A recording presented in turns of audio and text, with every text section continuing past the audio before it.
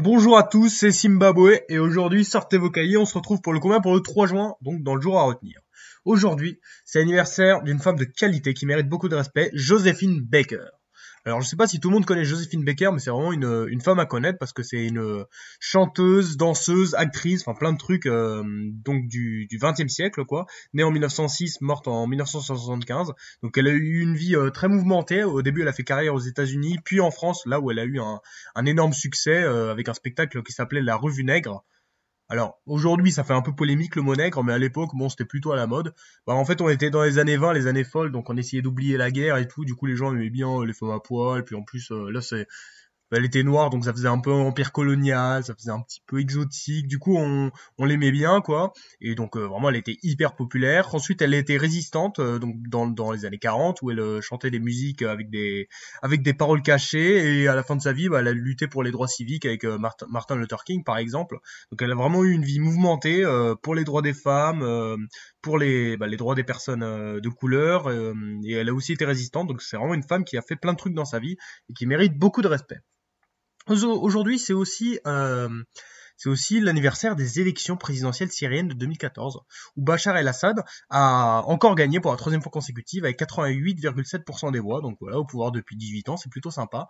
C'est pas mal, mais c'est quand même en dessous de Hafez el-Assad, donc le père de Bachar, qui lui avait gagné avec 100% des voix. Ça c'est quand même plutôt sympathique, hein. Donc Hafez qui mérite beaucoup de respect, hein, président pendant 29 ans. Et en fait, à la base, enfin, c'était le premier fils de Hafez qui devait lui succéder, donc Bassel el-Assad, qui avait une super barbe. Sauf que Bassel est mort dans un accident de voiture. Du coup, Hafez il a fait hop hop hop, Bachar, t'étais en train de devenir dentiste? Bah non, tu deviens président de la Syrie. Et du coup, Bachar est devenu président de la Syrie depuis 18 ans. Donc c'est quand même plutôt intéressant comme avenir, alors que ça, à la base ça devait pas du tout être comme ça. Mais bon, Bachar el-Assad est là et pour l'instant il a l'air d'être plutôt stable. Enfin, il a failli se barrer il y a quelques années, mais aujourd'hui, bon, ça a l'air d'aller pour lui. Après, reste à voir s'il arrivera à battre le record de son père. 29 ans quand même au pouvoir, c'est beaucoup, et 18, ça l'est aussi. Aujourd'hui, c'est aussi l'anniversaire d'une guerre, la première guerre de l'opium, donc voilà, qui a opposé le Royaume-Uni à l'Empire de Chine. Alors pour ceux qui ne savent pas, c'est hyper connu, la guerre de l'opium, en fait, c'est à l'époque, bon, il y avait des relations commerciales entre donc les pays européens et la Chine. Et la Chine à ce moment-là, bah, elle n'était pas trop en forme, elle était plus sur un déclin économique.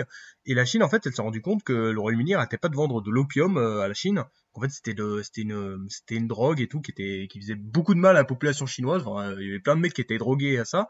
Et du coup, l'empereur de Chine, de la dynastie Qing, il a dit bon, arrête l'Angleterre de faire ça. Et du coup, hop, il a décidé d'arrêter l'opium, de commercer avec le Royaume-Uni pour l'opium, et du coup le Royaume-Uni a fait une guerre contre la Chine. Ça a été une grosse victoire britannique, et du coup il y a eu le traité de Nankin et la Chine, donc c'est un traité complètement inégal, quoi, où vraiment la Chine se faisait défoncer par tous les pays européens, et du coup la Chine a commencé à ouvrir son marché et tout, et ça a été une grosse période de pauvreté, une grosse période horrible pour la Chine, vraiment, alors que quand même la Chine, vraiment dans pendant toute l'histoire du monde, c'était vraiment une énorme puissance hyper forte.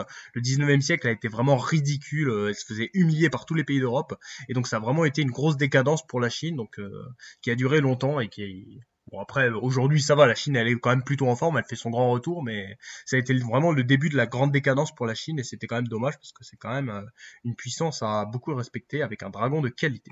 Donc voici les trois événements que je vous ai trouvés pour aujourd'hui. L'anniversaire de Joséphine Baker, les élections présidentielles syriennes de 2014 et la première guerre de l'opium. C'était Zimbabwe, merci d'avoir regardé, abonnez-vous, mettez la petite cloche, bisous.